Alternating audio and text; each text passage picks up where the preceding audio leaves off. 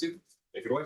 All right, great. Thank you for coming back. I think that's a good sign. We still have like a full room. So as it's supposed to be, we're like a little like behind schedule. So I was supposed to like talk about that before the break. So I will keep it like a little shorter. But yeah, I want to give you like a second approach here. So we saw like a new ODE where we said like, okay, we have like a decent amount of data. And our only structure we have is basically that we want to learn like an ODE. And now we have like want to focus on a slightly like different situation. We basically say that we have like a rather small data set and we have like more structure. And in this case, like a Port Hamiltonian system. Okay, so what we see like on the next slide, that we actually combine Gaussian processes because they work very well with like small data set with like the structure of Port Hamiltonian system. Okay, I think I keep like the introduction to like Gaussian process rather short because I think like FODC folks, they all know about like Gaussian processes, right? But it's basically a non-parametric regression method. And I guess as most of you know, it's fully defined by like some mean and covariance function. And at the end of the day, the idea is that like by collecting data, I use like Bayes' theorem and I can like update my prior mean and prior covariance to get like a posterior distribution, which is again a Gaussian process, right? So what you basically see here, I think I can like explain that visually on the right-hand side, right? You see like these blue crosses, which is, for example, like 2 training data points. And then you see like this uncertainty. Pretty sure you've seen that before, right? We have like small uncertainty in the prediction of the model, like where we have data points, which makes sense because we have like observations as the system at these points. We have like a higher uncertainty on the left and on the right because we have like no information about the system here. These colored lines are like samples, right? You can draw a sample from a Gaussian process, which is basically one possible function given your data, right? And since it's a Gaussian distributed, you can like fully like describe this distribution by the mean and the covariance here. Pretty sure you have seen that before, right? It's like the posterior mean and variance given your data.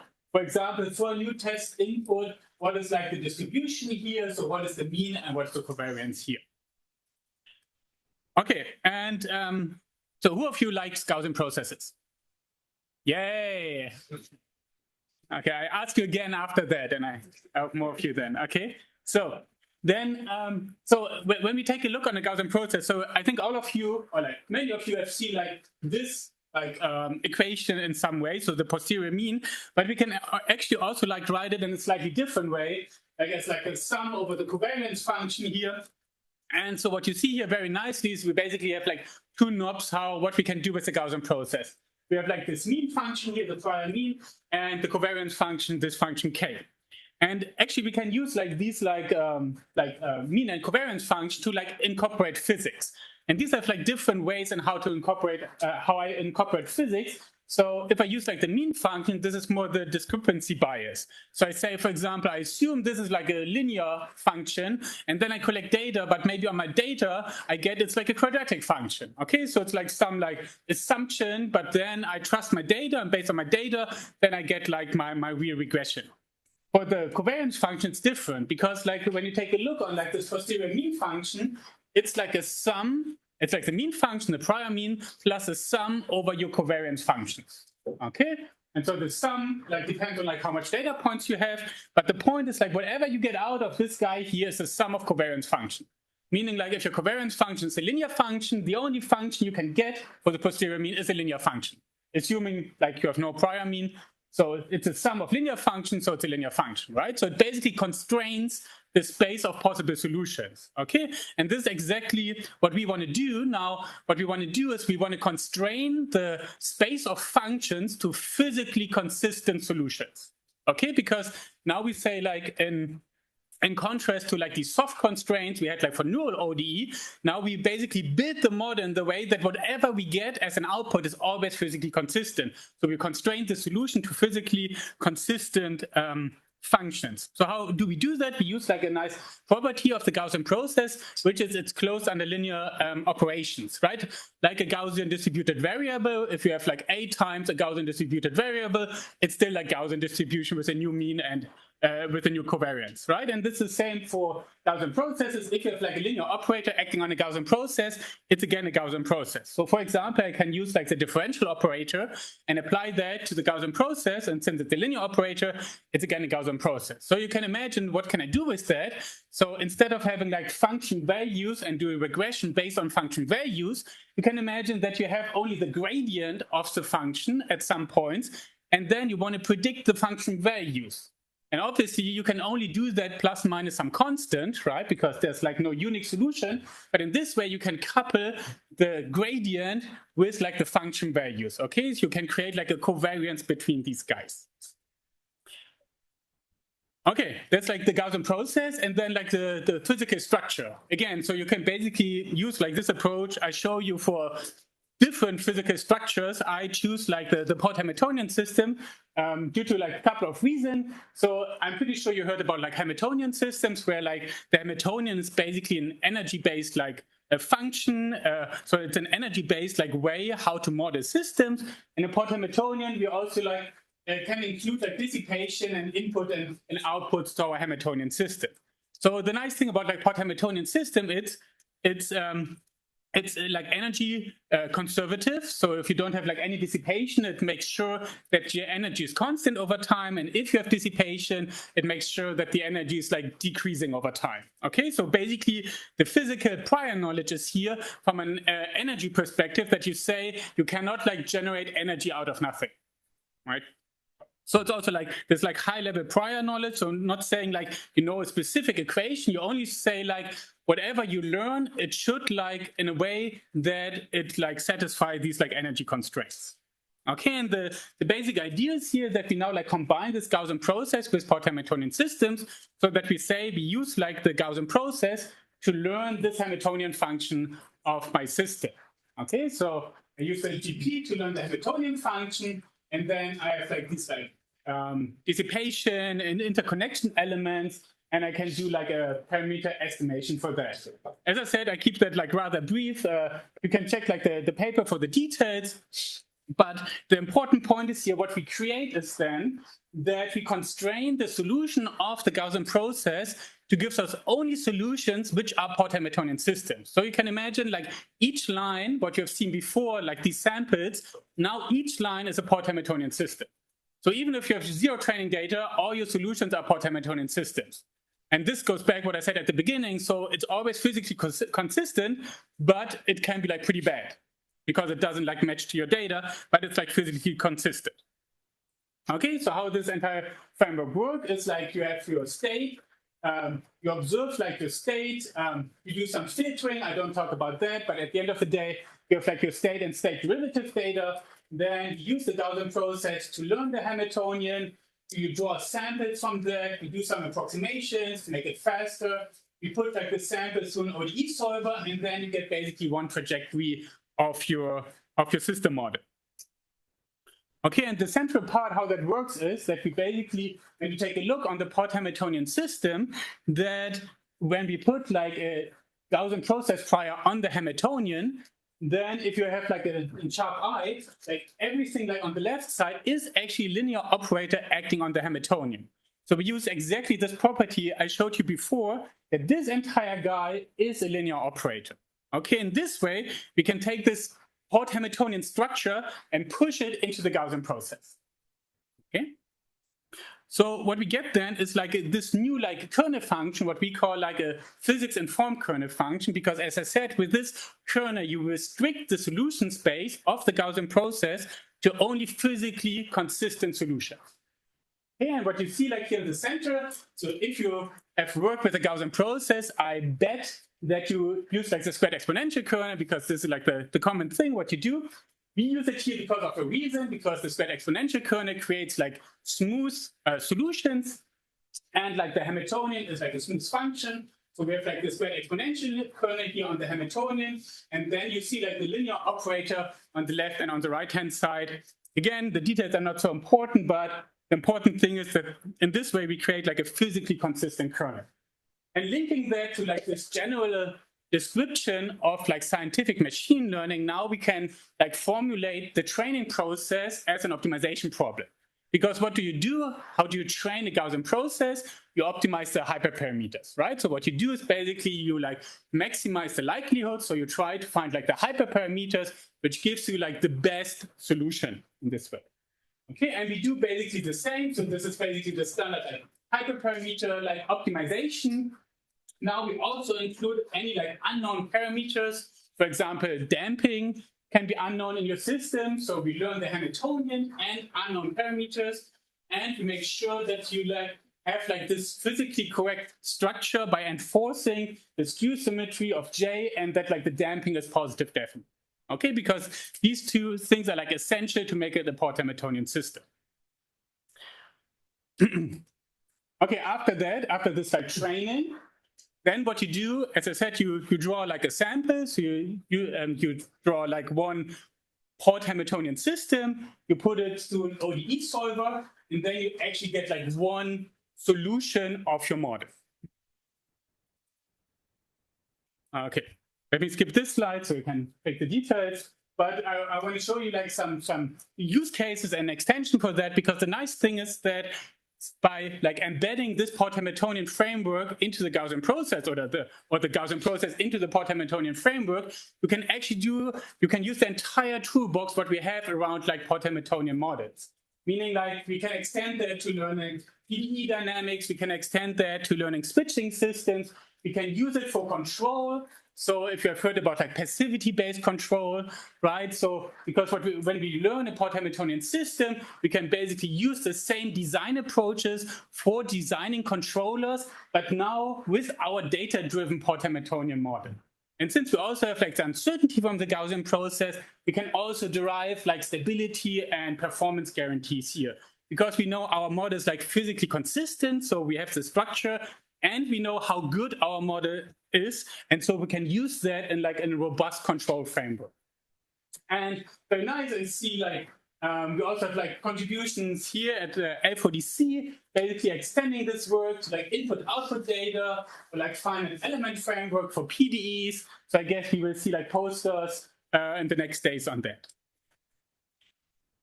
Okay, let me briefly show you like an implementation. As I said, if you want to see like the details, feel free to talk to me or check out the paper.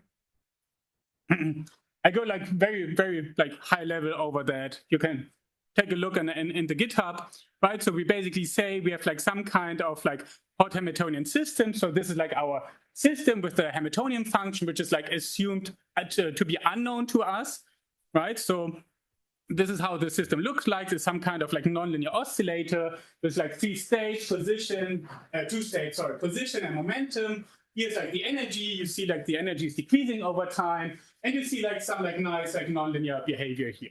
Okay, so this is our ground truth system. As I said, from now on, we assume we don't know the energy function. So we collect like data points from that. This is like how the ground truth Hamiltonian looks like. We have like these like two like minimas here. The red points are basically like the training data we collected. Okay, and again, obviously we cannot directly collect training data from the Hamiltonian, so we get like training data from the state, right? And then we have like this Porte-Hamiltonian GP to learn the Hamiltonian. Okay, let me scroll. So this is like how we implement the kernel. You can check that out. Okay, let me go to this part. So we solve like this optimization problem. Yeah. Just ask a question about Yeah, please. So is it a kind of an uninformed prior over all QHS? Yeah, I mean, you can include as much prior as you want, right? So for example, if you know your Hamiltonian is quadratic, right, you can include that. If you know whatever you know, right, you can include that in like the standard form, how you can include prior knowledge into the GP. And in this example, we basically say zero mean, right? And we just say like the Hamiltonian is like just like modeled with a squared exponential term. Over the space of THS. Yeah. Sometimes is this kernel biased towards any particular one, or is it a unit one? No, not to a particular one, right? But the results are going to depend on structural features that you embed. Right, that's what we do. Yeah. And there may be many or Hamiltonian systems that are consistent with your data. Absolutely, right? So, yeah. So the question is, among these many options, which one responds to the real system? You may, even in a linear context, right? If I give you statistics, we may obtain many linear dynamical systems that are consistent with your data. Yeah. Right? But how do you guide? And the fact that you can match data report coming to the system does not mean that you have identified Absolutely, right? systems. Absolutely, very good point, right? Because like a very like simple example is like when you learn the Hamiltonian based on the data, right? You can just like add like some constants here, and it would give you like the same gradient, right? So absolutely true. The question is here: what is the goal, right? Is the goal to like learn the true Hamiltonian, or is the goal to learn like one hot Hamiltonian system which like follows your data? Right. The goal should be to uncover dynamics that corresponds to reality on the ground in terms of what a genuine system does. Right? I mean, yeah, if you have Navier-Stokes equations, right? And you obtain statistics. I can ask the question: is there a simplified mathematical representation that is consistent with the secondary statistics? Yeah. Right? I can actually parameterize a family of simplified mathematical representations.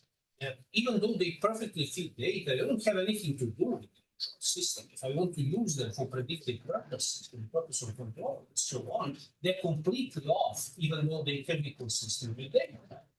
Right? So, but they're not completely off, right? Because like if they're like consistent, but right, because the prior is here that you know, like from the energy perspective, right? And if you have like this or this Hamiltonian, I mean, both Hamiltonian can give you the same solution, which means like both Hamiltonian, maybe you're not discovering the true Hamiltonian, but like both Hamiltonians lead to the same solution. So it doesn't matter if it's like, from the perspective of like doing predictions, it doesn't matter if you have like the true one or the other one because the predictions are the same. It matters from the point of if you want to discover the true Hamiltonian, you might not get the true Hamiltonian, but the prediction is the same. Okay, so maybe we can talk about that. Okay, just like, sorry for the time. Okay, right, so what you see here that we basically said in this example, we do not know the exact like damping coefficient. Here you see like the re-damping coefficient, and this is like the learned damping coefficient, what we get out from the data by doing like this hyperparameter optimization. And now I'm just like jumping to what you get at the end of the day as like result. So what you see here, like it's now like for a new initial condition, for like an unseen like data or an unseen initial condition, which was not in your training data set. The solid line is basically your true system, and like these light lines, these bright lines are now like samples you draw from your Gaussian process model, right? And I just like draw like a couple of samples here. But what you will see if you like draw samples here, you see that at the beginning we're very certain about the prediction, and like over time we get like more and more uncertain, right? Because like our model is like more and more uncertain if we start from the same initial condition. Our true system and our model, we get like more uncertain over time because we only had like a finite amount of data.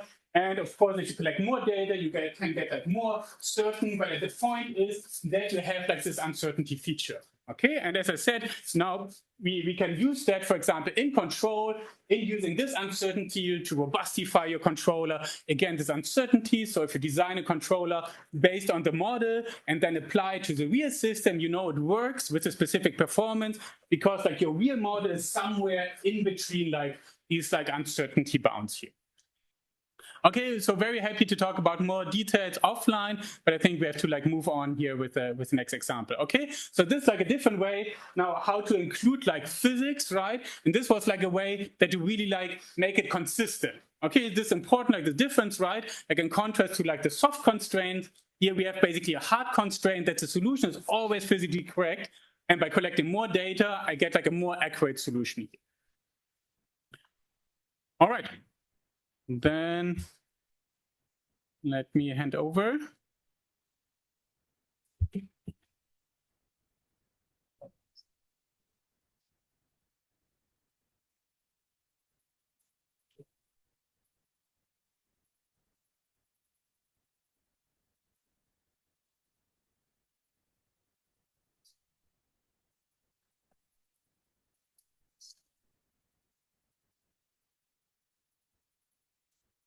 All right, so I will give a tutorial for the next part on learning to optimize, which is another area of scientific machine learning. So this is kind of the agenda for the tutorial. We're trying to show what is learning to optimize, what problem that is solved, right? And then what are the primary approaches for learning to optimize, with some high-level overview of some of the methods, and then going to conclude with two demonstrations of two L2O method by Jan and then by me using Neuromancer and JAX as well. So let's just get started. What is learning to optimize, right?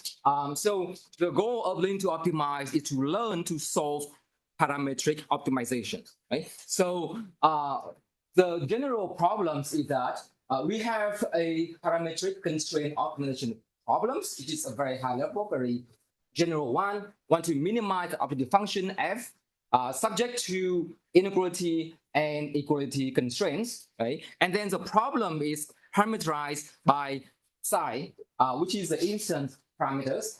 And this kind of optimization problem has seen many applications. You can see that in control, right? First of all, MPC, for example, was to be used for planning, for scheduling, and many other application as well. And the key thing here is that you have the problem parameter vector psi, which is embedded inside of the function f, or the inequality and the equality constraint problem. Now, the problem can be convex, could be non-convex, smooth, non-smooth, could be continuous, could be discrete problems, and so on, right? You're looking at very high-level general optimization problems.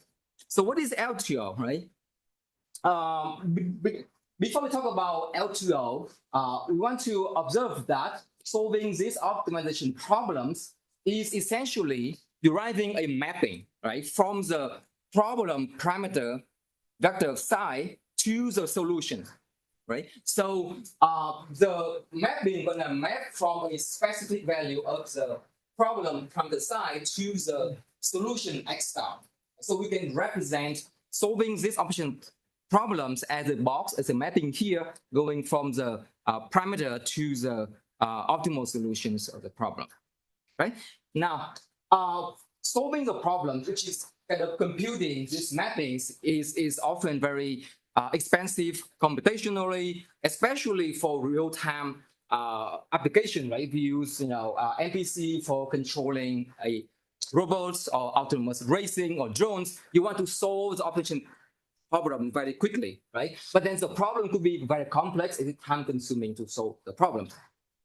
So learning to optimize, the goals is that we try to accelerate solving the problems by approximating the solution mapping here, right? So there are different ways to accelerate solving the optimization problems. One way is that we can try to learn to enhance existing solvers, right? So we can learn to warm start, give the solver a better initial solution so that we can compute the final solution faster. You can try to predict active constraints and so on and so forth. Another way to accelerate solving the optimization problems is that we can directly learn the mapping, right, from the parameter psi directly to the solution x star. And then rather than using a classical solver, we're going to use the model that we learn in order to directly predict the solution, and hopefully by that you can accelerate the computations of the solution, right? So that is the goal of learning to optimize here. Now for this tutorial, I want to focus on the second way, which is to learn the direct mapping, and then I want to focus on continuous optimization. Mixed integer programming is a big area, but it's much more complex. There are many methods as well, so it's not in the scope of the tutorial for today. So we know that learning to optimize try to accelerate the optimization solving, but how can it do that, right? So in this case, you are looking at trying to approximate the true solution mapping, and I call it pi star, which is a true mapping from the parameter to the optimal solution with a parameterized mapping pi sub theta here. So theta would be the parameter of the mapping that we want to learn, right? And we often, the mapping pi theta here could be a neural network or other kind of machine learning model. So essentially, using this approximate mapping, given the problem parameter psi, we can have a predicted solution x hat, which we hope that going to approximate the true solution x star here, right? And we want to approximate the solution while satisfying the feasibility constraints, right? All the inequality and equality constraints of the original problem. Okay, so that is the objective for learning to optimize. Now, there are different approaches to implement learning to optimize. I'm going to give an overview of some of the major approaches here at the very high level. Now, the most straightforward way is that we know that there is a mapping from the problem parameters to the true solutions. So how about using a machine learning models to directly learn that mapping, right? And this is the direct mapping or end-to-end learning to optimize. We're gonna learn a policy pi theta that directly predicts a solution from the parameter psi here. And imagine that you have a neural network, and if you feed that with the problem parameter psi, then it can directly predict as output the estimated solution of the optimization problem.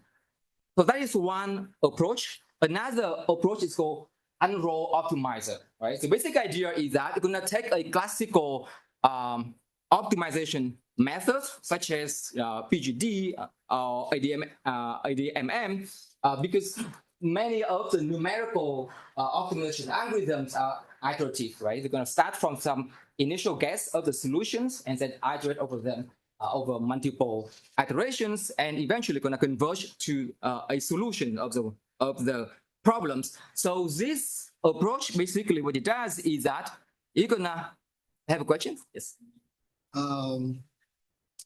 How here the policy is different from the policy that we learn in reinforcement learning?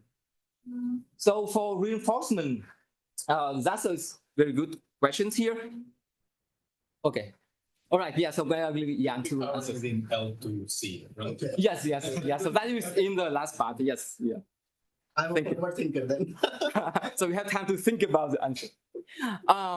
Okay, so basically the idea here is that rather than learning a direct mapping from the parameters to the final solution, you cannot use machine learning to learn the iteration update, like one step of the optimization algorithms, and then replace the actual iteration update by the machine learning model, and by doing that, hopefully you can accelerate the computation. So this has the structure of the optimization algorithms, and using machine learning to approximate that, right? And then there is the hybrid approach that basically combines the end-to-end and the unroll optimization approach for learning to optimize, right? So these are the three general high-level approaches for learning to optimize, all right? Now, in terms of learning or training the model, because you have the models and you want to train them from some data, right? So there are two major ways to train learning to optimize models here. One is a very traditional approach of supervised learning, right? So the basic idea of learning of supervised learning to optimize is that you're going to minimize the expected prediction error with respect to the optimal solution, and the optimal solution often given by a classical solver here, right? So the objective function here is going to minimize the expected gap or error between your predicted solutions and the true solution of the problems, and by doing that, you can learn the parameters of the model for learning to optimize. And for this approach, supervised learning, you need to have the label pairs, right? The many parameters of the problems and the respective optimal solution often given by a classical solver, and gonna train a model to try to mimic the solution given by a classical solver there, right? So that is supervised learning to optimize. Now, another major approach is self-supervised learning to optimize, right? So basically, the idea is that we don't need to know the true solutions of the problems. Essentially, you can now wrap the original optimization problems here, but we replace X, the optimization variables, by the applications of the policy of the machine learning model pi theta given the parameters here. And we want to minimize the expected objective cost here subject to all the constraints as well. So this has the structures of the original problems, and we try to find the best model that gonna fit the a solution for the original optimization problems. Now, the loss functions for self-supervised learning to optimize is that you're going to have the objective functions here, and you can also include the loss terms for all the constraints in there, right? And the difference between self-supervised and supervised learning to optimize, that's for self-supervised learning to optimize, you don't need to know the true solutions, right? You only have many different problem instances, and then you can directly optimize the parameters of the model based on the structures of the problems. Right? So these are the two major approaches for training, for learning a model, for learning to optimize it here. Now, I want to talk briefly about differentiable optimizations, right? And this will become a very useful technique for learning to control and a part of the learning to optimize as well. The basic idea for differentiable optimizations is that you want to essentially calculate the sensitivity of the optimization solution to the parameters.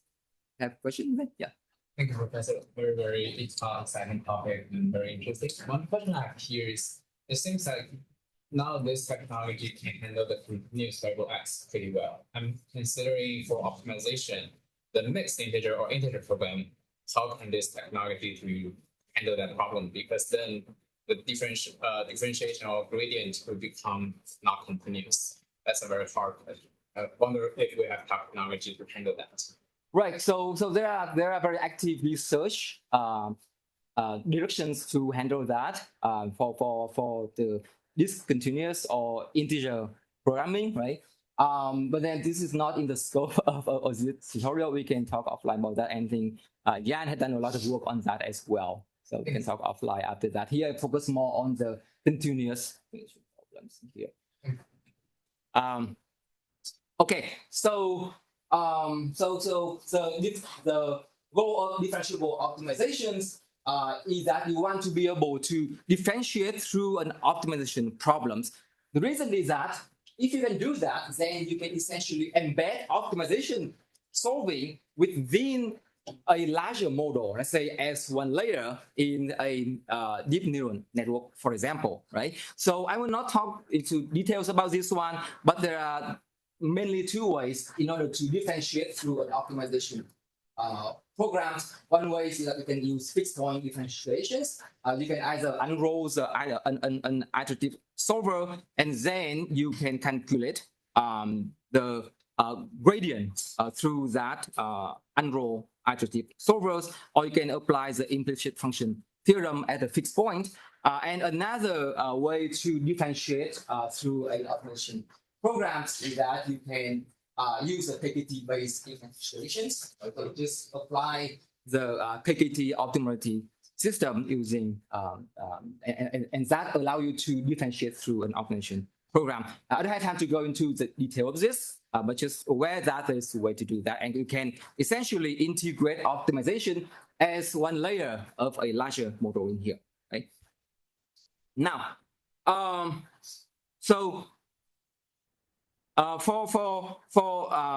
learning to optimize, right? Often it can return infeasible solution, because here we're going to use machine learning in order to predict the solutions, right? And for optimization, it's very important that not only that you can get the solution, we have to make sure that the solution is feasible. So in learning to optimize, especially for end-to-end learning, meaning that you just have one model, and that directly, given the parameters of the problem, you can directly predict the solution of the optimization problem. Often you're gonna need to have some way in order to restore the feasibility of the solution because the model allows you to predict a solution, but the solution may not be feasible, right? So you want to have a way in order to recover feasibility of the solution here. So often we need some kind of restoration layer in order to, given the predicted solution by the machine learning model, it allows you to recover the a feasible solution of the original problem in there. Okay, so there are different ways to achieve this one. You can do. You can use a very simple method of projections, right? So this is a predicted solution by the machine learning model. It can essentially project that onto the feasible set of the original problems, and that allow you to recover feasibility. And there are other methods in here that I will have time to go into the details here. All right. So I'm gonna pass to Jan to talk about one example for learning to optimize, and here we're going to quickly predict the solutions. Thank you, Trump. Do we also have loaded Oh yes, so notebooks? yeah, let me Run, take some switch. time.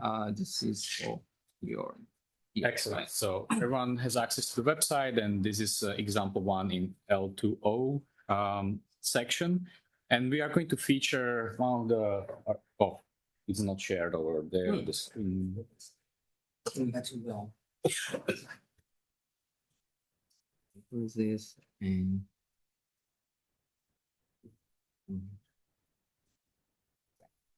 maybe here. Sorry about that. Works. Yeah, So yeah. we'll be talking about DCP, which stands for hard learning to optimize with hard constraints with variable correction and completion layers. This paper by Kevin P.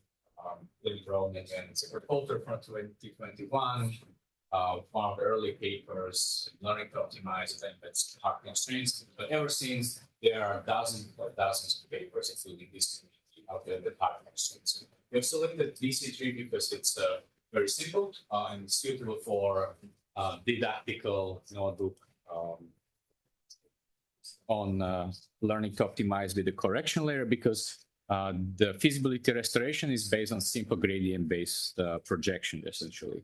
So the computational graph is composed of our sampling of the scenarios, the solution policy that will be represented by simple neural network, and the correction layer that we will go through detail. And this basically represents end-to-end differentiable pipeline that combines both machine learning component and some optimization layer that represents our solution policy in self-supervised learning to optimize.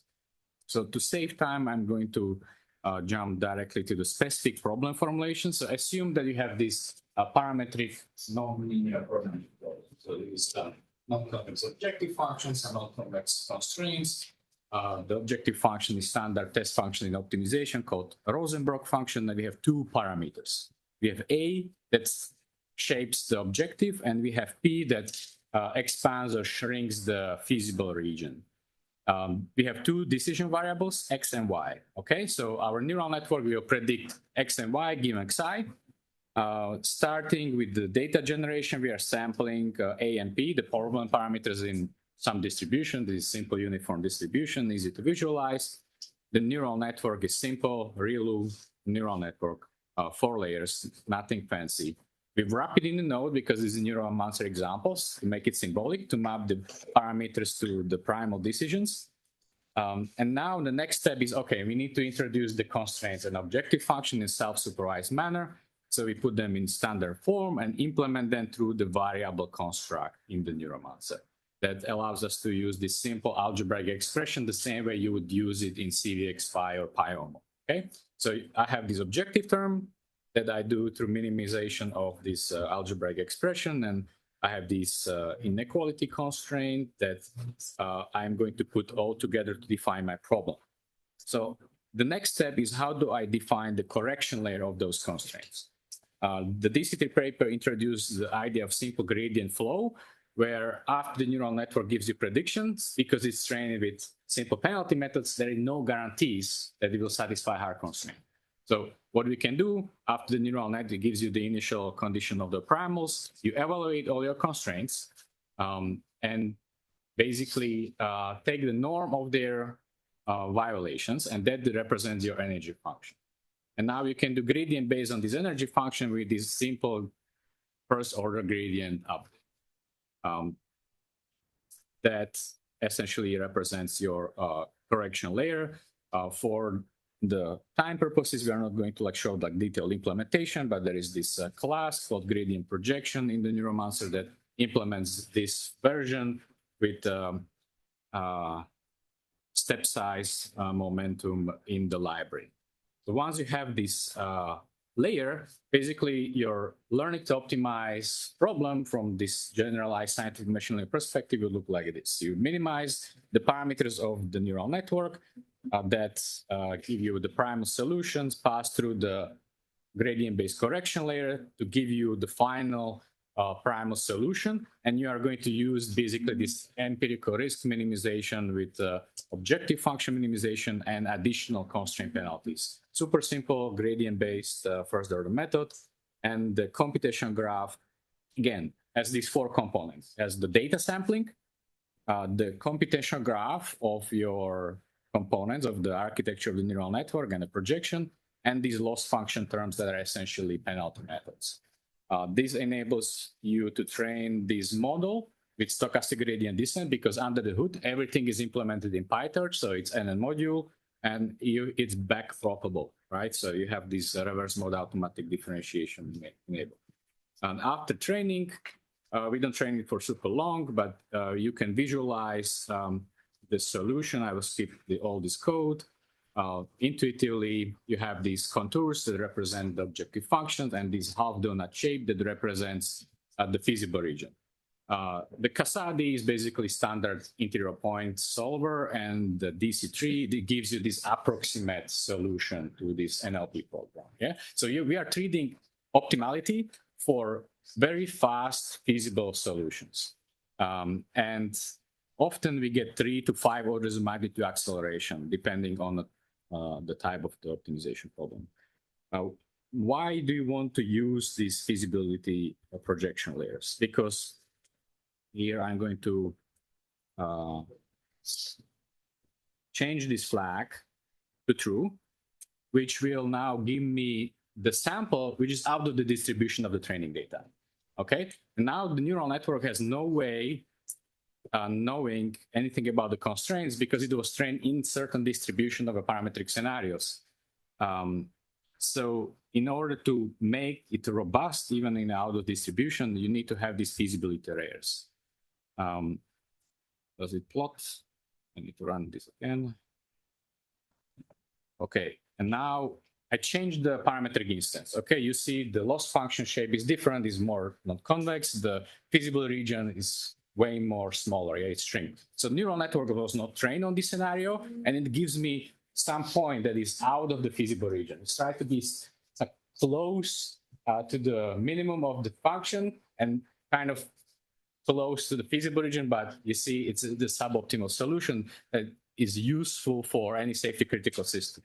So after that, the projection layer kicks in and basically gives you with few iterations the final solution that comes from this DC3 correction that is within the feasible region. Okay, so that's the utility of having the feasible layer that you can have as a differentiable layer and train the end-to-end with safety guarantees. And I will give it back to Trond. Thank you. All right, let's get to. All right, that's great. So, Jan has talked about an example for end-to-end learning to optimize. Right? You have from the parameters and directly learn to predict the solutions of the problems. Okay, so another class of methods is an unroll method here. And so the basic idea is that you have an iterative algorithm to solve the problems, and you want to not to learn the end-to-end, right, from the parameter to the final solution. You try to learn part of the iterative algorithm in order to accelerate the computations of the overall algorithms. right? So, let me see. Okay, so again, we have let's consider a very basic unroll learning to optimize, and here we're gonna based on the ADMM method here, and I'm gonna try to accelerate the ADMM by embedding machine learning in some part of the algorithm, right? So here in this case, let's consider we have a parametric convex optimization problem. In this case, we want to minimize the function f with the x and then the parameter sign here, and subject to the constraints. Right? And this is a convex optimization problems. So we assume that f is convex and c is also a convex set as well. Now, for unroll learning to optimize, you had to base on some original algorithm to solve the problem, and then try to use machine learning to accelerate that, right? So here we're gonna use ADMM for doing that, and this is just a standard ADMM iteration for solving this problem, right? So we can have the primal variable here, x k plus 1, and gonna try to compute the proximal here, and then z here gonna be a projection onto the constraint set, and then gonna update it to a variable at the end, right? So often in this case, if you apply standard ADMM iteration to solve this problem, often the first step, the primal update, is often an expensive step, right? It's gonna take time to do that. So the basic idea of unroll learning to optimize for ADMM is that we're gonna try to use machine learning to learn a surrogate model in order to replace the expensive primal update by a machine learning model to directly predict the output of the primal update step here. And of course, another way is that you can actually learn a surrogate for both these steps, right? The x and the z update here, and use a single model to learn to predict both of them. But here, mostly focus on the first step, the primal update step, and use machine learning to accelerate the first step there in order to accelerate the entire ADMM algorithm, right? So if you apply unroll learning to optimize for ADMM, you're going to have the ADMM unroll learning to optimize. And essentially, you keep, let's say, the last two steps of ADMM, but then you're going to have replace the first step by a machine learning model. And that would hopefully going to accelerate the computation of the ADMM algorithm here. Right? So there are, of course, there are some advantages here is that often if you learn just one step, the proximal operator step here, often simpler than learning the optimal solution, like all the entire workflow. And you can also ensure feasibility of the solution through the Z update in here, right? So we're gonna predict using machine learning, but then we're gonna use the next step here in order to ensure feasibility of the final solutions. And also there are some other challenges as well in terms of conversions, in terms of error propagation, because any error that you have in the first step going to be propagated over the iteration. So at the end, you can have larger error at the end. Right? So there are some of the challenges for unroll learning to optimize, right? So I'm going to introduce some of the methods here. This is one of the framework also for unroll learning to optimize. And the basic idea here is that if you look at the previous slide here, right, we use a machine learning model to learn the primal update step, and there is no kind of insight that you can encode into the machine model here, right? Basically, the model pi there is just a black box model. Okay, so we can try to incorporate more insight into the machine learning model to accelerate optimization, but also to improve the accuracy of the method here. So one of the approach here is in this paper here is to use the model envelope in order to inject some insight, right? Some kind of physical insight into the machine learning model here. So let's consider again the same parametric convex optimization problem here in the general form. And you can just focus on the first step, so primal update step in there. So this is the primal update step in the ADMM algorithm. All right, and using the previous method, we do is that okay, I'm gonna replace this step by a machine learning model, right? So the X update here will be given by a machine learning pi sub theta here, and this is a vector output, and there's no structure in there. It's essentially a kind of a black box model. There's no inside that we can enforce into here. So in order to enforce some kind of insight or principle into the machine learning model, what we can do in this paper is that we're gonna essentially use the model envelope for the first update step, the primal update step here, right? So the model envelope is essentially just the optimal objective of the first step in there, right? If you compare between this step and the model envelope here, you see that they have the same insight here.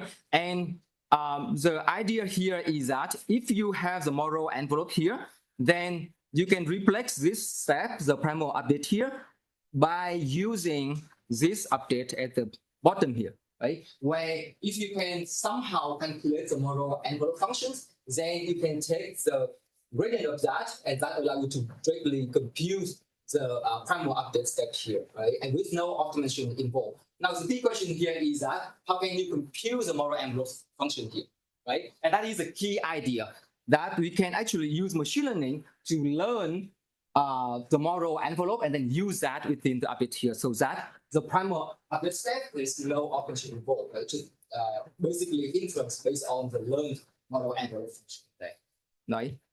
So there are some useful properties for the model envelope, and that allow you to inject more kind of physical insights into the machine method here. One is that the model envelope functions here is a convex function. It's bounded by the function f, the objective function f, and also the gradient here is a Lipschitz continuous with constant rho in here, and rho is the parameters of the ADMM there, right? So these are some useful kind of properties of the model envelope, and instead of learning to predict this step directly, right, what you do is that you can actually learn the model envelope functions using machine learning, and then in the primal step, we just use that model directly here, and with no optimization involved, only the inference computation, right? So we can learn the surrogate model for the model envelope here, and there are some advantages, right? One is the output is scalar compared to the vector output if you directly predict x, and then because you know that the model envelope function is convex, you can use the input convex neural network to enforce convexity of that, right? You can inject more physical insight into the machine learning models. You can also ensure the Lipschitz constant, the parameters, and other properties of the model envelope function as well, and that allows you to compute the update step, but using a model of the model envelope instead, right? So this is a framework on learning model envelope, and this in this paper I don't have time to go through this one in code, but just be aware of the method that can inject more physical insight into the machine learning models. Now, another method here, and we're gonna have the code demonstration later on, so I'm gonna just go over the high-level idea and then go into the details in the code demonstration. It's called hard constraint unroll ADMM or HONET. So the basic idea of this method is that we can unroll the ADMM iterations into neural network. So looking at this model right here, right? We're gonna use it to model one step in the ADMM iterations. We're gonna use a new network to predict, but then you're gonna enforce the feasibility of the primal update step in there. So if you look at the box inside here, that is the primal update step for ADMM for an optimization problem. And then there are constraints in there. So we're gonna use a neural network to try to predict the solution of the primal update, and then use a feasibility layer to enforce the constraints on that. and then you're going to follow up with the other update step of the ADMM. And then if you put all these layers together, right, into an unroll ADMM. So if you unroll a ADMM for, let's say, n step in here, each step is one layer of this model right here, right? So if you run this chain of the layers in here, then eventually from the problem parameters, you can have a final solution in here.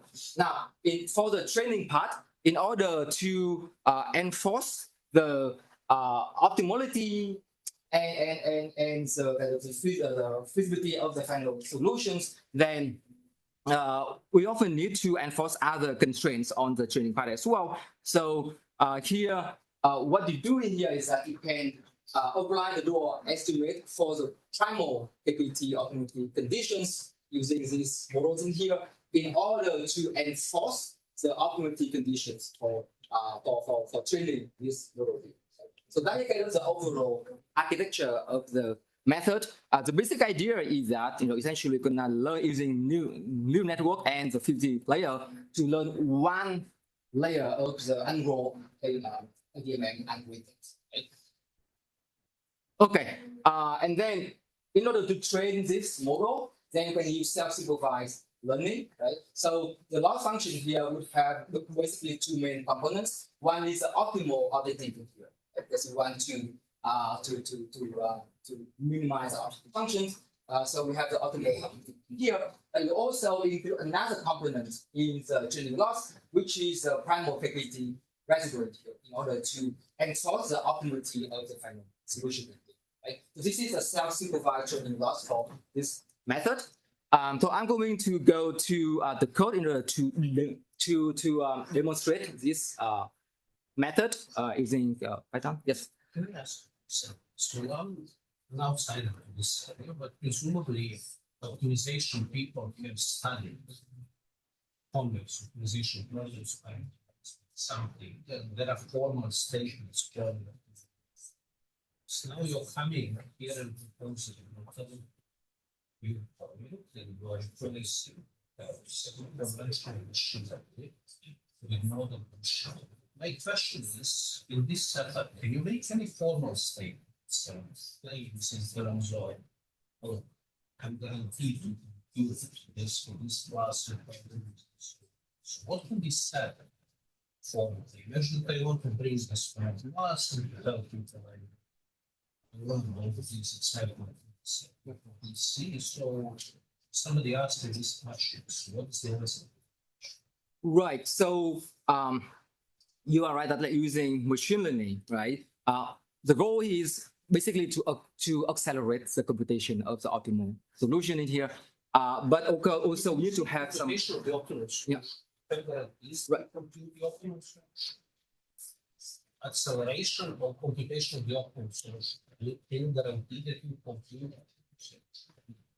Right. So so the question is, can you guarantee that the optimality of the computed solution? You made a very precise statement. You want to accelerate computation of the optimal solution. My question is, do you recover optimal solution using this accelerated procedure, or can you get stuck with some other solution? Right. So I think it really depends on the method that we can have. Your method. Right. For this method, let's say, right? So okay. So let me go back a little bit. For this method, we don't actually have kind of the formal kind of theoretical guarantee on, say, the optimality of the solution, right? Compared to the true solutions. But then for other method, let's say for this method, the learning model envelope framework here, we have some theoretical guarantee in terms of the optimality and how close it is with the true solution in there. This is in the framework. What are these guarantees? Yeah, there are some guarantee in that, kind of the theoretical guarantee, but it depends on the method. If you're learning like end-to-end learning, then it is much harder to actually guarantee, the optimal solutions. I know Jan probably have some answer for that. So, in general, for non-convex problems with no mappings. No, but this is convex. Yeah. Convex optimization.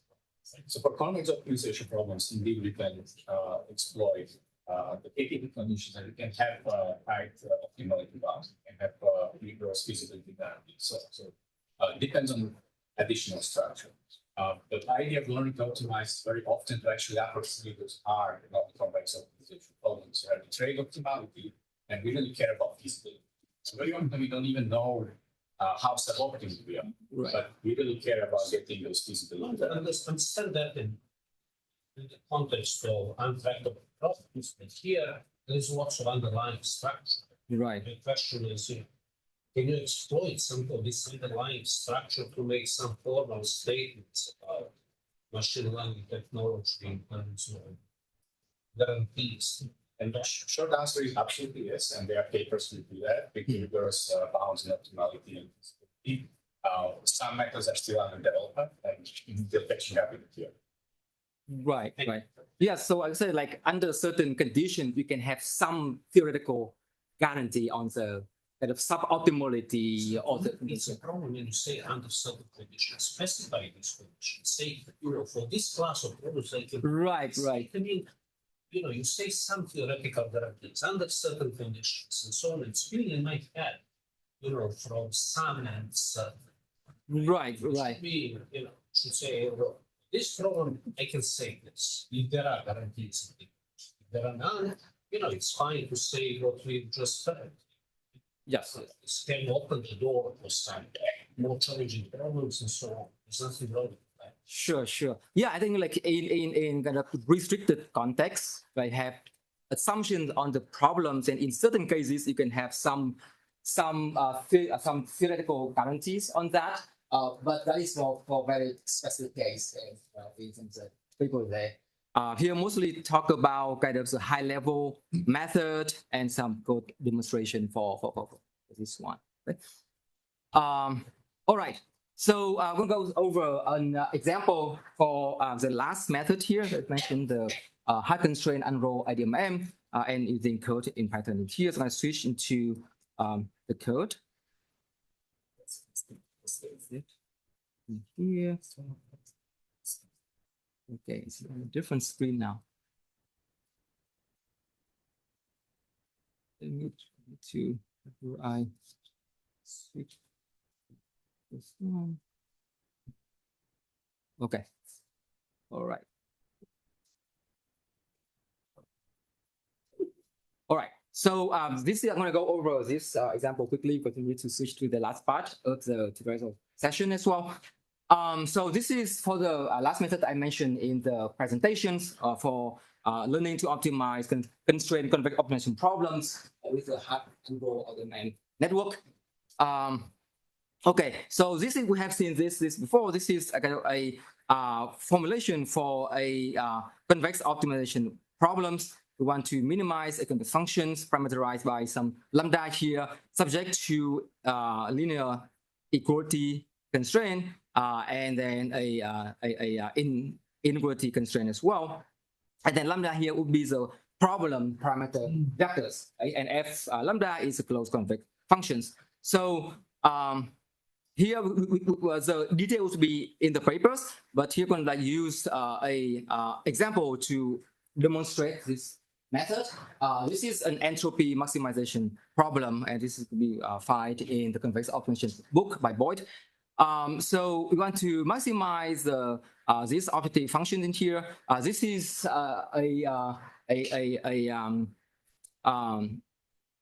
concave functions, right? So subject to the linear constraint that we have here. So this is the problems, and you want to use machine learning in order to learn so that you can accelerate the solving of this optimization problem.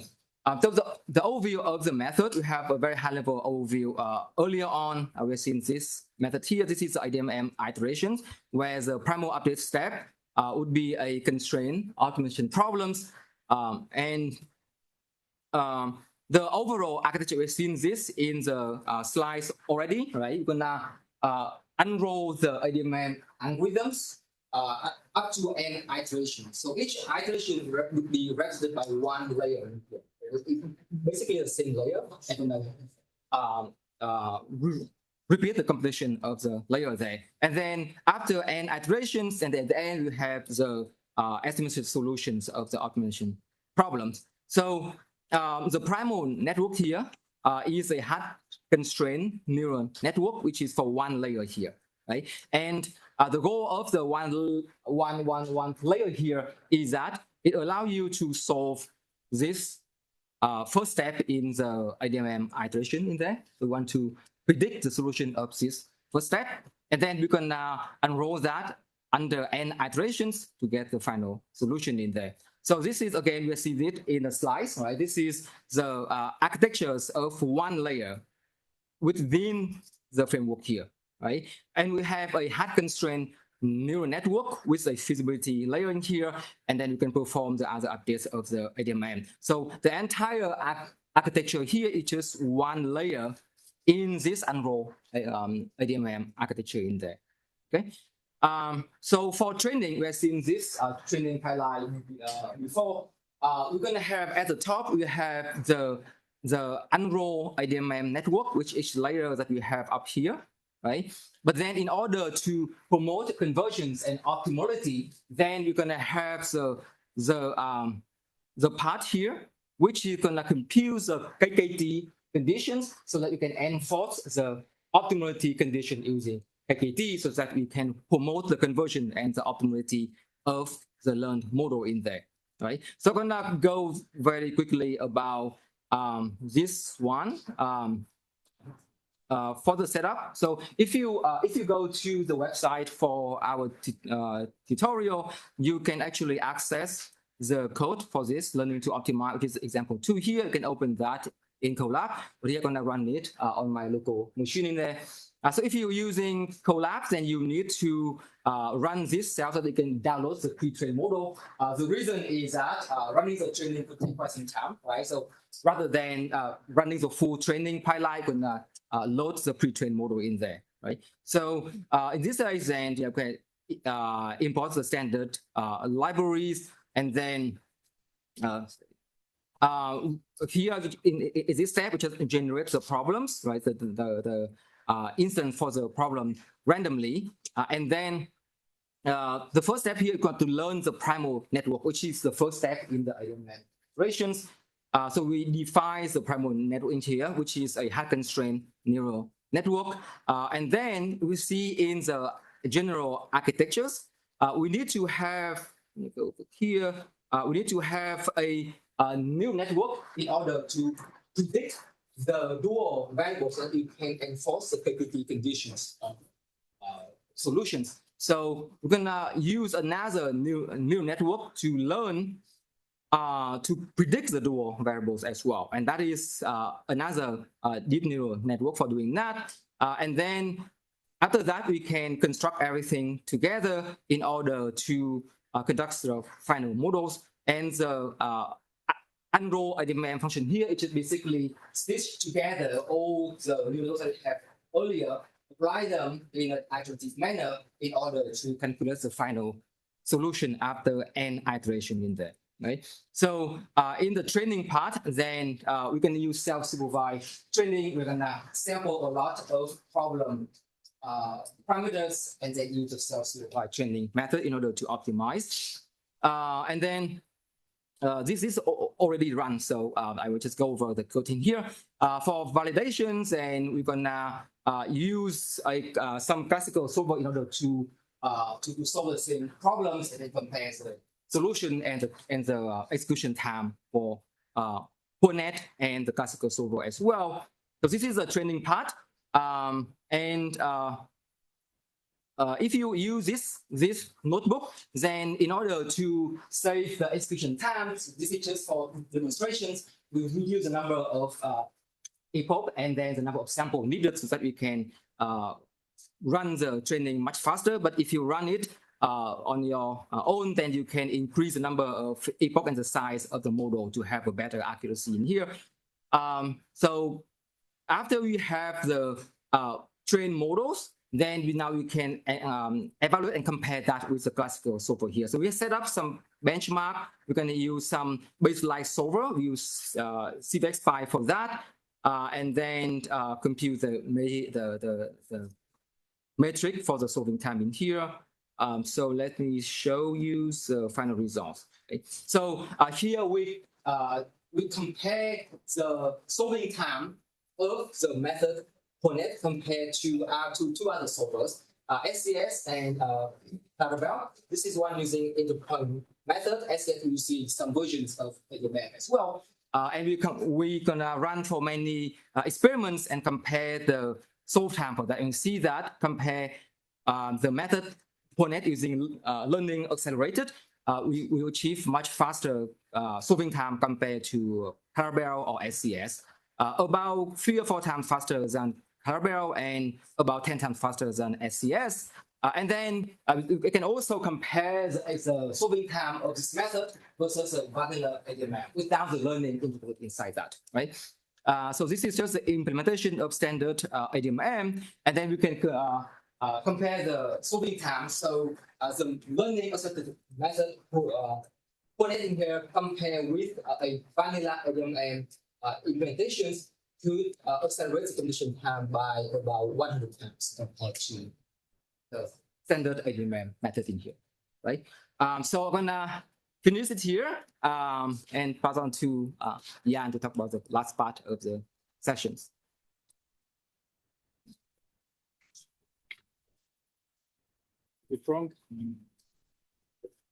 And we are kind of really tight on time, and I have a lot of material, but I'm not going to present it 15 minutes. So is everyone okay staying over 15-ish minutes? Try to be 5 to 10. 5 to 10, okay, so I need to be fast. All right.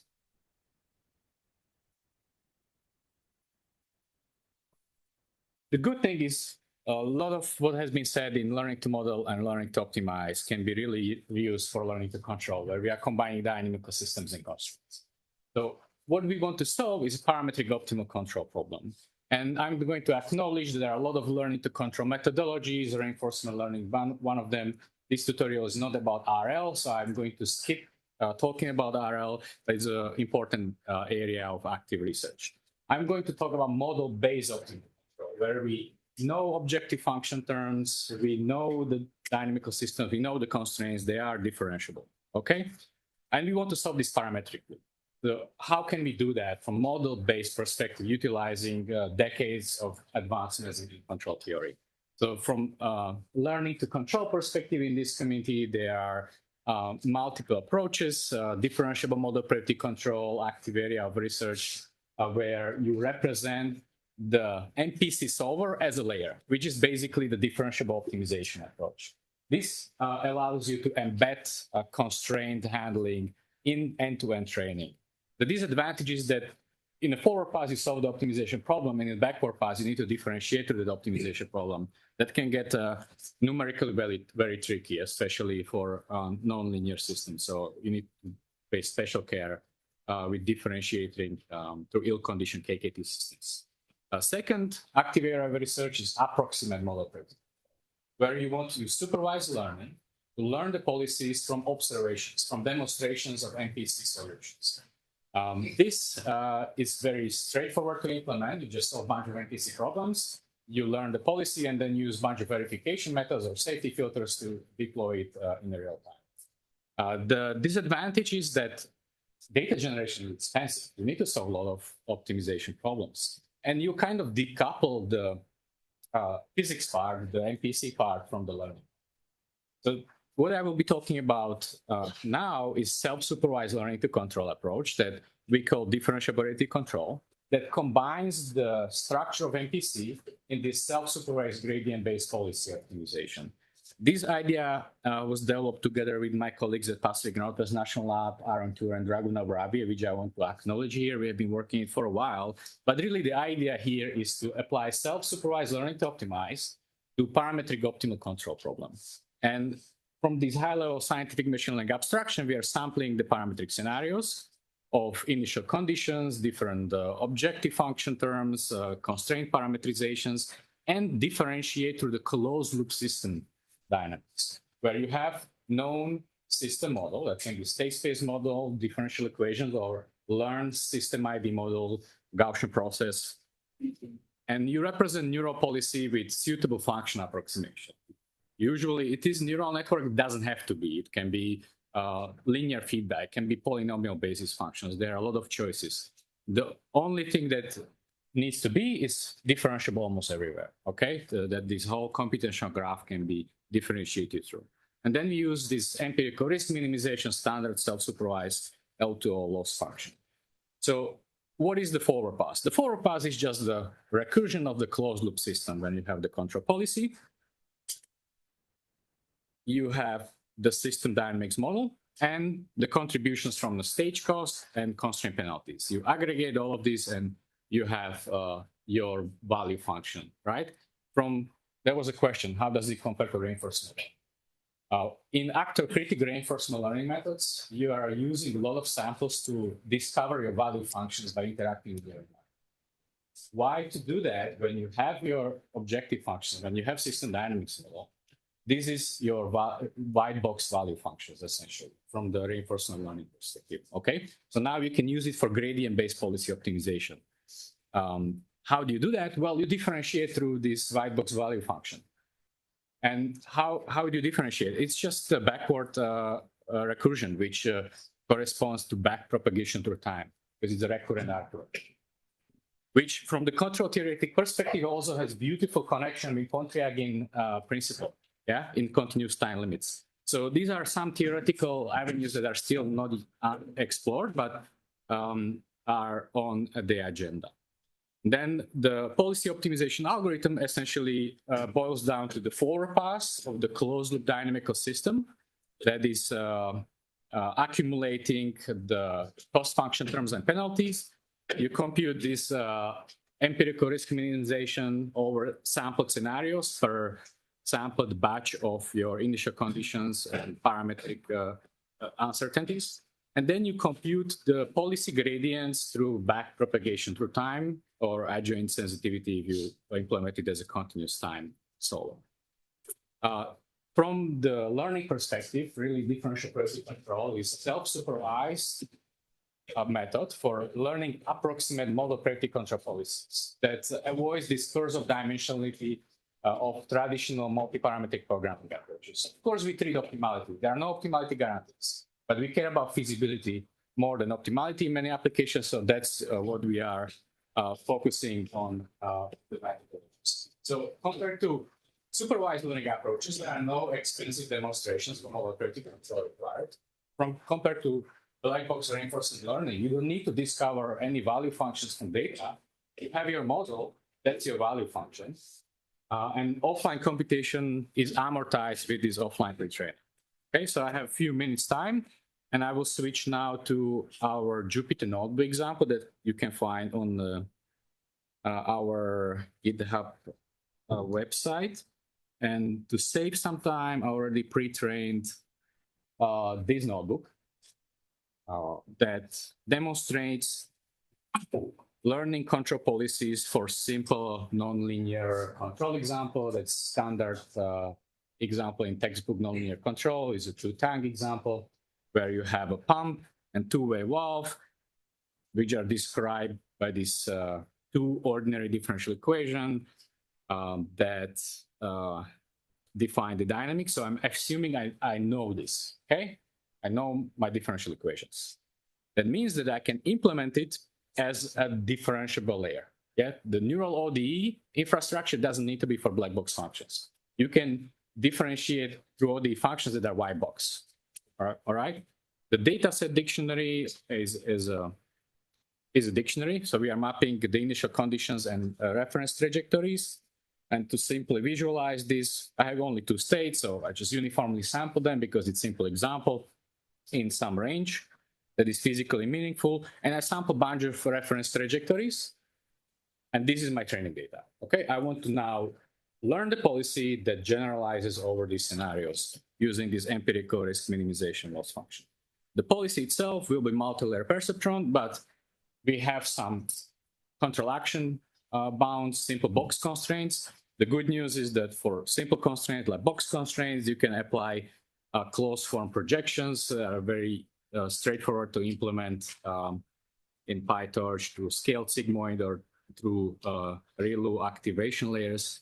So this class basically implements the neural policy and the closed form projection on the box constraints. So that's my neural network policy. Now I will integrate the ODE system using RK4, and in this case, I will use backprop through time for the reverse mode sensitivity. And now I have this closed loop dynamical system, okay, that I wrap in these node abstractions to make it easier to implement. So I have this integrated ODE system that takes my state, initial condition, control actions, and gives me next state. I have a policy that takes the current state, current desired reference trajectory, predicts control action. So I put them together in a closed loop dynamical system that I unroll over finite horizon time step. And the high level computational graph basically looks like this, super simple closed loop system. The next, I'm going to define my objective terms that are direct model priority control objectives that we know from MPC. So it's reference tracking. State constraints I penalize as soft constraint penalty. So I have this ReLU square to norm of this ReLU activation on my state constraints. I have this terminal penalty, and I have this differentiable closed loop system with neural control policy and closed form projection on box constraints. So this formulation satisfies input constraints and hard constraints. State constraints are soft constraints. And I'm going to train these parameters of the neural policy over distributions of initial conditions, and these are reference trajectories that are shown. So from the general SciML abstraction, again, still the same 4 components: the sampled data points of parametric scenarios, closed loop dynamical system with trainable parameters, in this case the policy, and different loss function terms corresponding to sub-constraints on states and model practical objective for reference tracking. Taken together all in a penalty loss function. There are different methods. You could also use penalty barriers, augmented Lagrangian. There are a lot of different variants. But for now, I'm using simple penalty method trained with stochastic gradient descent, ADAMW, which I pre-trained, so save some time. And now I can evaluate the scenarios, okay? So I have some scenario from random initial conditions and randomly generated reference trajectories. The policy approximately solves the problem, okay? I didn't train it for very long, so there is some steady state offset, but it's also natural. Sometimes you have only feed-forward policy, so there is no integral action in real time. For zero steady offset and feasibility guarantees on states, you need to use some real-time safety rules, okay? But this is standard in learning-based approaches like approximate MPC. But what is nice about this, that I learned parametric optimal control policy, approximate parametric optimal control policy, that generalizes over a wide range of scenarios. So now it can be used as very quick warm starter for your safety filter to generalize across a wide range of operating conditions. And depending on the problem complexity, you are often getting 3 to 5 orders of magnitude acceleration compared to the numerical solvers. So that's really the main advantage here of these learning to optimize methods. And this is kind of hello world simple example, right? Why would you use this method when you can solve IP-opt relatively easily in real time? Well, I want to make a point from the perspective of problems that are slightly more challenging from real-time optimization approaches, like control of partial differential equations. These approaches are not very well handled by discretized and optimized because you have blow up in number of decision variables, okay? So solving MPC in real time for PDEs, where you essentially have infinite dimensional state space, can be prohibitively expensive. So the idea here is to represent the PD control problem as a differentiable program, utilize differentiable PD solvers, and represent the control policies as a neural operator. We didn't talk about neural operators, and we don't really have time for a deep dive tutorial, but compared to neural networks that map vector spaces to vector spaces, neural operators are a class of machine learning models that map function spaces to function spaces. Okay, so you can map Hilbert space to give you the generalizations across functions, which is very, very powerful abstraction. And examples include deep operator network that has the branch net that encodes the functions, and that is a trunk net that basically evaluates at new discretization points, or Fourier neural operator that is based on differentiating through fast Fourier transform and gives you these nice global spectral features that are very often utilized in numerical methods. And there is a whole community working on operator learning that comes with new operator architectures every day. But here we are basically utilizing the neural operator to represent the policy in the context of multi-agent PD control. The system dynamics, we assume we now have the PD, we have the iterations, we have the numerical schemes that are numerically stable, and we have means to differentiating through them using back propagation through time.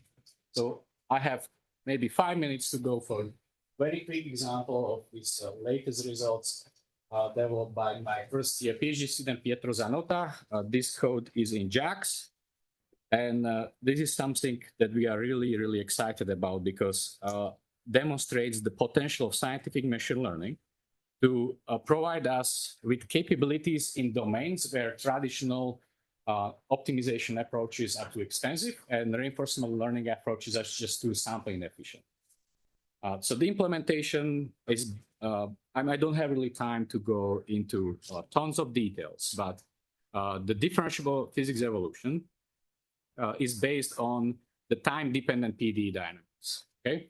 And we assume some control functional over time, and we sample this expectation over desired scenarios that represent different objective parameterizations and constraints. In this case, I have the spatial coordinates of my actuators. They can be kinetic actuators, but this example is for static actuators. Then I have control actuation inputs from multiple agents. And the Z is the PDE field. Okay, that's the solution of the PDE. This particular example will use the Gaussian kernel for my actuation model. And I'm going to focus on one-dimensional Kuramoto-Shirashis equation. This is a non-trivial problem because it's highly unstable numerically. It's just there's a stiff system, and you have this chaotic behavior over long time rollout. And really, this challenge comes from these higher order derivatives, right? You have the second spatial derivative that acts as a negative diffusion that generates energy at larger scales, while this fourth order spatial derivative provides dissipation of the smaller scales. So in order to create numerically stable integrator, you need to do something non-trivial. You cannot just do RK4 method of lines. In this case, we used pseudo-spectral method, implicit Krivnikosov scheme, so like really advanced or more advanced numerical schemes from PDE domain embedded in a differential program. We assume 80 agents for training, so there are like 80 actuations. And we learn this standard quadratic objective. So we want to minimize the discrepancy between our PD field, the desired target field, and minimize the actuation efforts. So standard like LQR type objective, okay? And the target in this case is dissipate the energy. But this is unstable equilibrium for these Kuramoto-Shirashis. So it's a highly challenging problem case. So I'm going to skip through the differentiable solver. There's a lot of details. I encourage you to go over the paper that we just published at ICML. I'm going to show you some results. So we first generate a data set. If you just naively sample initial conditions in uniform distribution, for this type of challenging problems, may not do very good because not every sample will carry the same information. So what we do here is that we evolve uncontrolled system. So we excite this chaotic behavior and use this distribution as our sample distributions for training the neural operator policy. Okay, the neural operator is deep ONet architecture. So if you remember from the previous slide, it has two networks. It has the branch network that encodes the PD field. That's the function encoder. And then we have the trunk network that queries these functions at the new points. And this is typically connected through dot product. That's standard deep ONet architecture. This allows us to generalize across discretization points, which is very, very exciting. And I will show the results at the end. I will skip through like boundary conditions, but basically from the architectural point, I have the sample distribution, I have the policy representation, not as a neural network, but neural operator now, and I have differentiable PD solvers. So I put them together, I have differentiable closed loop system. So the same idea that I showed for ODE applies here. We train this closed loop differentiable PD system using discrete Optax, which is JAX library, and I pre-trained the model, but we train it on discretization grade of the PD solution. I have 1,000 discretization points.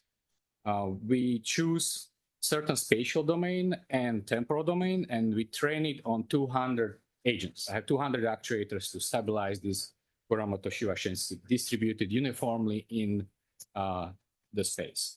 And I trained this over 500 epochs, where you just do forward model evaluation and define your loss function that was shown before, which is a standard loss tracking and the control effort penalization. And here, again, the weighting terms are in favor of stabilization because this is a highly unstable system. I will skip the code details. You are free to roam through it offline.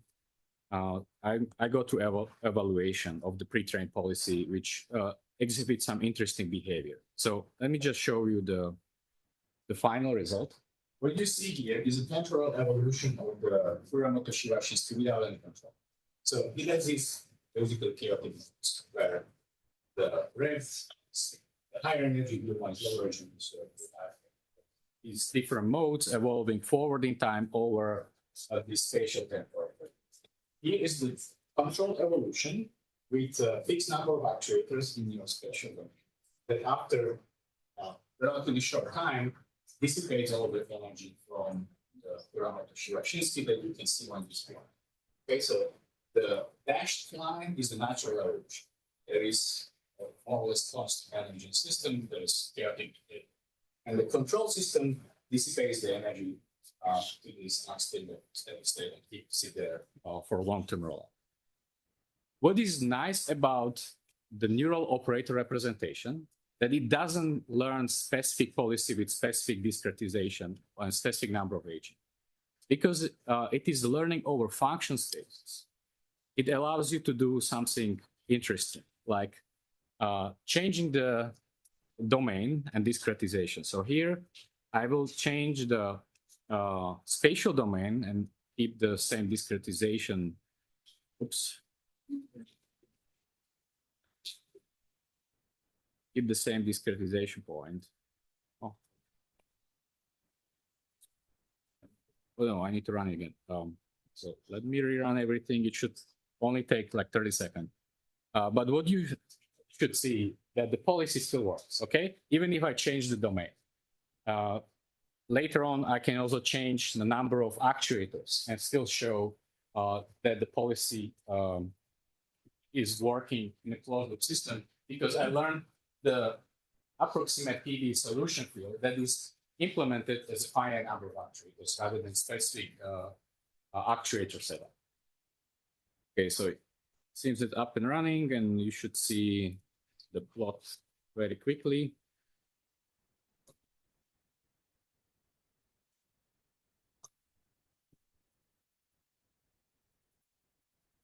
Okay. Still takes a while. Yes, please. See the meaning, we change number. The same things. Purpose, right? So if I have different number of actions, my operators, control space is different. What would you do like that? Would be different number representations. What's the meaning? Well, that's the idea behind this word, that we can represent this family of different operators with single representation. Because we are not learning over vector spaces, you learn over this infinite dimensional function space. So you learn over implicitly over these different configurations. Very useful for multi-agent systems. Let's say you have some traffic flow system and you have n number of agents. Well, it may be impractical to train it over very, very large number of agents. But if you can have a policy that generalizes, and now I can show you, let me change number of agents from 200 to 100.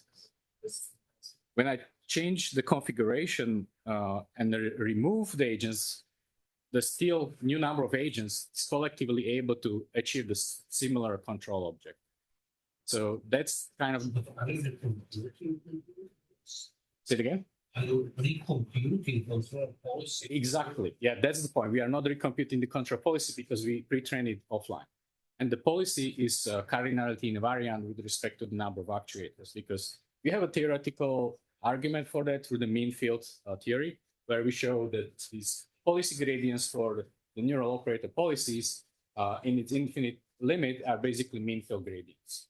So the finite number of agents accurately represents this mean field limit. So you train it on some agent configuration, and the pre-trained policy remains robust with some agent failures and can scale with up to a certain extent. But what would be the equivalent in function? Right? You know the knowledge. Right? So what is the precise statement here? If they have experience in this. So the traditional context would be, let's have a PD, and I want to solve this with molecular control. How would you go about it? Well, you would probably discretize with method of lines, get like ODE system, system. And now you need to solve large scale, stiff, nonlinear optimization. You require very, very small step sizes for long horizon, predictive control. These would take hours to compute just single row. But when you pre-train this policy parametrically, you're still having a sub-millisecond inference time with this pre-trained neural policy. So you shift the compute from real time to offline. That can open the doors for interesting deployments in safety critical systems that require solving maybe these complex systems, but you don't have the compute in real time to achieve that. Yeah, so thank you so much. Great questions. Let's discuss offline. I want to wrap up our tutorial. I want to thank so much Thomas and Frank for joining me. What was the main point is to provide